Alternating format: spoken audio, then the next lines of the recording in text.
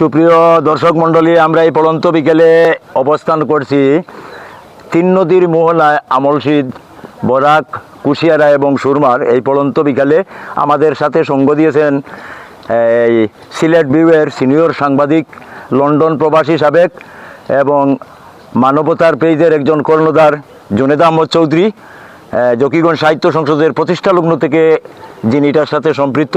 আমার সাথে আছেন জকিগঞ্জ সাহিত্য সংসদের সুনামধন্য সাংগঠনিক সম্পাদক সালেহ আহমদ সাবু, পাশে আছেন তরুণ উদীয়মান নাট্যকর্মী শাহান আহমদ, জকিগঞ্জ সাহিত্য সংসদের দপ্তর সম্পাদক এবং তার সহসাথী হুসাইন আহমদ, সাথে আছেন জকিগঞ্জ সাহিত্য সংসদের সিনিয়র সদস্য কার্যকরী কমিটির বিশিষ্ট ব্যবসায়ী বাবুরবাজারের আশিকুর রহমান।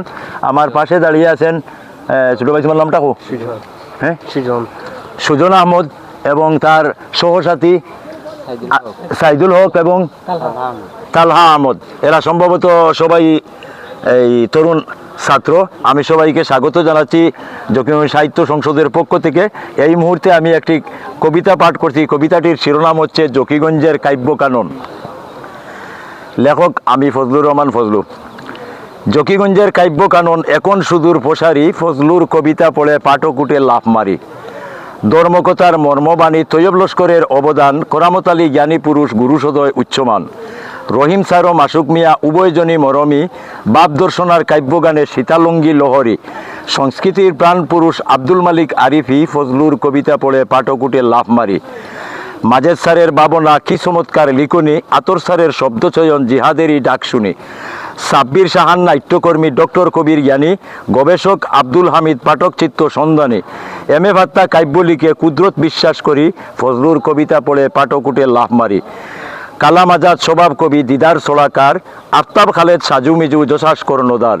বাসিত খানের লিখনিতে তত্ত্বকতার ফুলজুরি, ফজলুর কবিতা পড়ে পাঠকুটে লাফ মারি। উদ্ভাবনার অগ্রপথিক হারিয়ে যাওয়া লহরী, একমাত্র সীমানা আজ কাব্যপথের দিশারি। ম্যাগাজিন কিরণ সুবাস নবারুণার নির্ঝর, ব্যস্ত গেছে কুশিয়ারা কাব্যচর্চার সহুদর। কত ছাত্র দিবারাত্র চড়া পড়ত সুর করি, ফজলুর কবিতা পড়ে পাঠকুটে লাফ মারি। নাম না জানা হয়তো চিনা হে নবীন বন্ধুবর, আজ তোমরা করো কাব্যচর্চা আমি বেখবর। আজ কাব্যচর্চার বাস্তব সত্য যদি আমি বলি, দাদা ছিল সহসাথী এখন নাতির সাথে চলি।